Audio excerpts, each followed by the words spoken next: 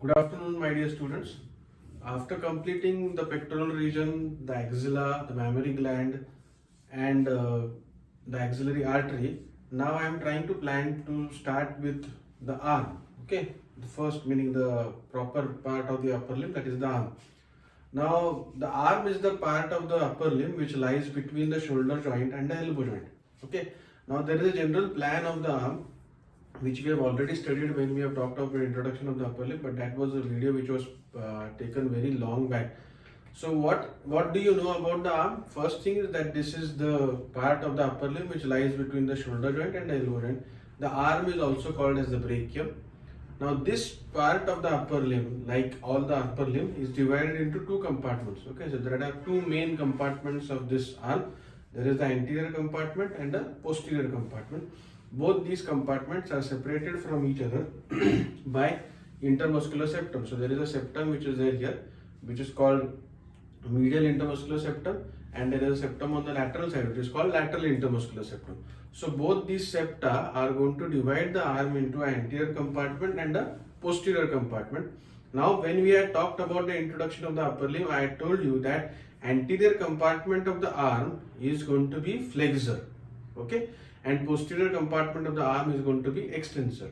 Okay, so why it is so? Because the muscles which are there in each of these compartments of the arm are flexors and extensors. Okay, so what are the muscles in the anterior compartment of the arm and posterior compartment of the arm? That has to be understood. And we have one more thing that we had already learnt is that the muscles which are going to be there in the anterior compartment of the arm are all going to be supplied by musculocutaneous nerve, and the muscle of the posterior compartment of the arm are supplied by radial nerve. So this is a basic introduction of what we have already talked of the arm.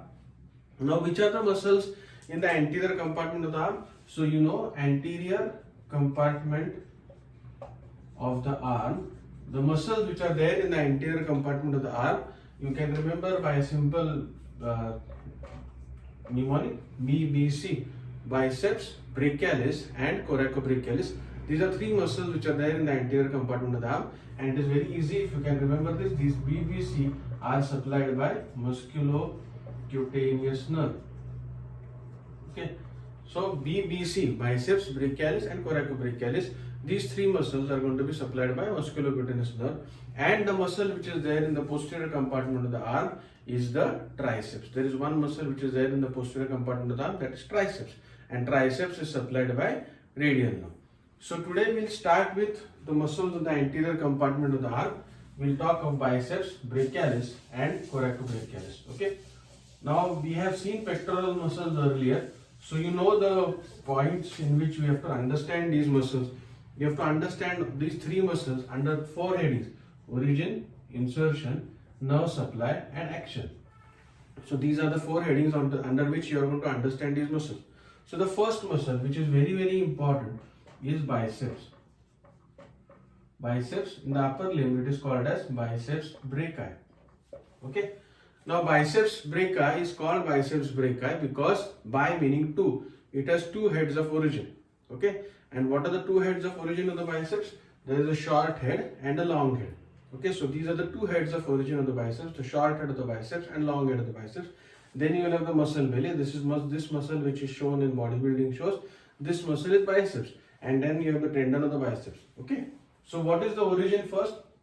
So as I said, there is a short head of the biceps and a long head of the biceps. Now short head of the biceps arises from the tip of the coracoid process of the scapula. So coracoid process of the scapula has two muscles. You have the short head of the biceps at one side, and on the other side you will have coracobrachialis. So that is the origin. So it will arise from the tip of the coracoid process of the scapula. And long head of the biceps arises from the supraglenoid tubercle. So if this is the glenoid cavity of the scapula here like this. Okay, this is the glenoid cavity. So there is a supraglenoid tubercle which is there, which is going to give origin to the long head of the biceps. So short head of the biceps arises from the tip of the coracoid process of the scapula in common with coracobrachialis, and long head of the biceps arises from the supraglenoid tubercle. What is the peculiarity here? You should understand that both these origins are tendinous. Normally when the muscle originates, it originates directly from the bone and the origin is muscular, but the origin of the biceps is tendinous. Now both these heads are going to join together and they will form the muscle belly, and this muscle belly will go with the tendon. And where is the insertion of the biceps? The tendon is inserted into the posterior rough portion of the radial tuberosity. All of us have seen the radius. I have talked about the radius, the osteology of the radius. The posterior rough portion of the radial tuberosity will receive the insertion of the biceps. So I will repeat again. There are two origins. The short head of the biceps, which arises from the tip of the coracoid process along with the coracobrachialis. The long head of the biceps arises from the supraglenoid tubercle. The peculiarity of the origin, I told you that they are tendinous in origin. Another important thing that you should remember about the long head of the biceps is that the long head of the biceps is under cover of the capsule of the shoulder joint. It is intracapsular. That is one more important point. Both these heads will unite to form the muscle belly, and then the tendon will come down and it is inserted into the posterior rough portion of the radial tuberosity. So that is about the origin and insertion of the biceps. As we have already seen that all these muscles, meaning the biceps, brachialis and coracobrachialis, are going to be supplied by musculocutaneous nerve. So the nerve supply of the biceps is musculocutaneous nerve. Now, what are the actions of the biceps? Now, biceps, if you talk about the actions, the first, meaning if you talk about, you can talk about actions of individual heads and you can talk of actions of the muscle as a whole. When you talk about actions of individual heads, the short head of the biceps is a weak flexor of the shoulder joint.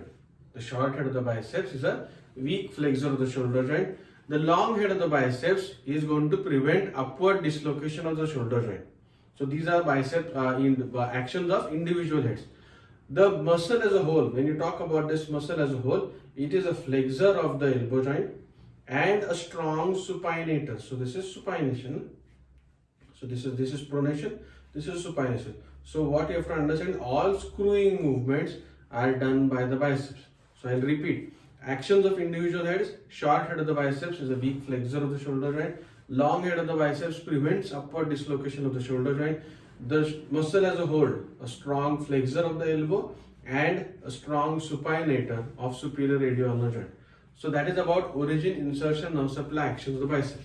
Now, there are few important things which you should know about the biceps other than just the origin and insertion. First thing is that when the biceps, suppose you draw the biceps like this, so you have the tendon of the biceps.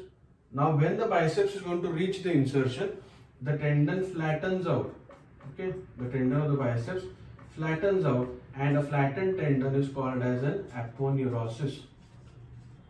So it forms what is called as the bicipital aponeurosis, and this is a very important aponeurosis which is going to take part in the roof of the cubital fossa, which will take slightly later. So this is one thing you should remember. So biceps tendon is going to flatten out before reaching its insertion, and it forms the bicipital aponeurosis. Another important thing, now all of you can feel the tendon of the biceps here. If you just go medial to the tendon of the biceps, you have a very important relation there.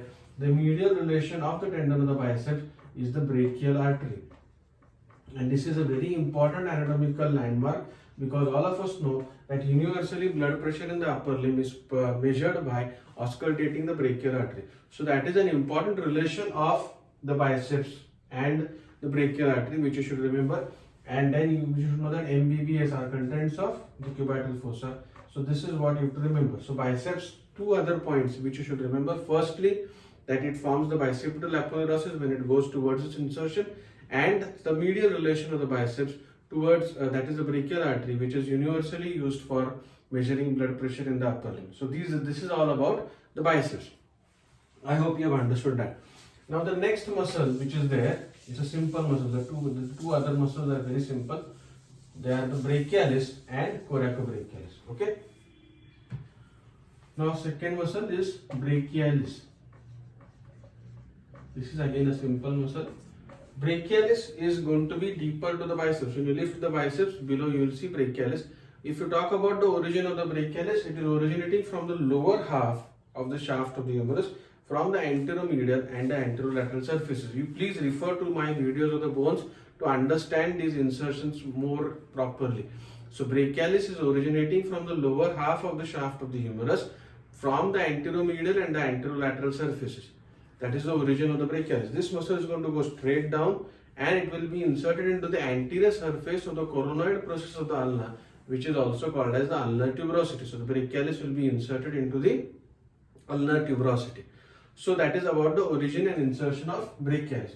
The nerve supply of the brachialis is musculocutaneous nerve, but very importantly, you should understand that musculocutaneous nerve is going to bring about the action of the brachialis, but it has another nerve, which is radial nerve, which is proprioceptive. Proprioceptive meaning the nerve that carries joint position sense. It is a sensory nerve that is also going to carry position sense from the brachialis. So radial nerve. So brachialis has a dual nerve supply, that you should remember. And last part of the brachialis is the actions of the brachialis. Action of the brachialis is very simple. It's going to go straight down. So it is going to bring about flexion of elbow joint. Clear? So that is about brachialis, a very short, simple muscle which you should understand. And the last muscle in the anterior compartment of the arm is coracobrachialis. Coracobrachialis, coracobrachialis, a very short muscle. It's beautiful muscle here, but a very important anatomical muscle. Coracobrachialis, as we have first seen, from the tip of the coracoid process, it arises along with the short head of the biceps. So you have one side you have short head of the biceps, other side you will have coracobrachialis. It is arising from the tip of the coracoid process along with the short head of the biceps, and the muscle will come down and it will be inserted here. What does this mean? It is inserted in the middle 5 centimeters of the medial border of the shaft of the humerus. Middle 5 centimeters of the medial border of the shaft of the humerus. That is the insertion of coracobrachialis. Clear? Now coracobrachialis is so that is the origin and insertion. Coracobrachialis is supplied by musculocutaneous nerve. But what you should understand, the anatomical peculiarity of the coracobrachialis is that the musculocutaneous nerve is going to pierce the coracobrachialis. It is going to pass through the substance of the coracobrachialis and then come to lie between biceps and brachialis. So that is a very important anatomical peculiarity. So about coracobrachialis. So musculocutaneous nerve is going to pierce coracobrachialis and then go to lie between the biceps and brachialis. So coracobrachialis nerve supplies musculocutaneous nerve, a very short muscle. Action of coracobrachialis, it does not cross the elbow joint. There is no question of acting upon the elbow joint. It will act upon the shoulder joint. It is a flexor of the shoulder joint. So that is the origin, insertion, nerve supply, action of coracobrachialis. People who are interested in understanding more about coracobrachialis, I would suggest to you, because the video will become unnecessarily long and it is these are details which can improve your knowledge. Okay, the coracobrachialis insertion is a very important anatomical landmark.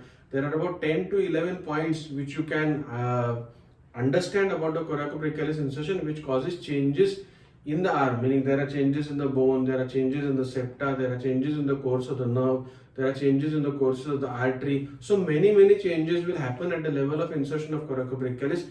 Interested students, please go and read that. So this is a short video which will give you an introduction of the arm and the 3 muscles of the arm, anterior compartment of the arm, that is biceps, brachialis and coracobrachialis. I hope you have liked my videos. I would again request all of you to please follow this series of videos very carefully. I am going methodically, topic wise. I hope the videos are being helpful to you. Please like my videos, share my videos and kindly subscribe to my channel. Thank you.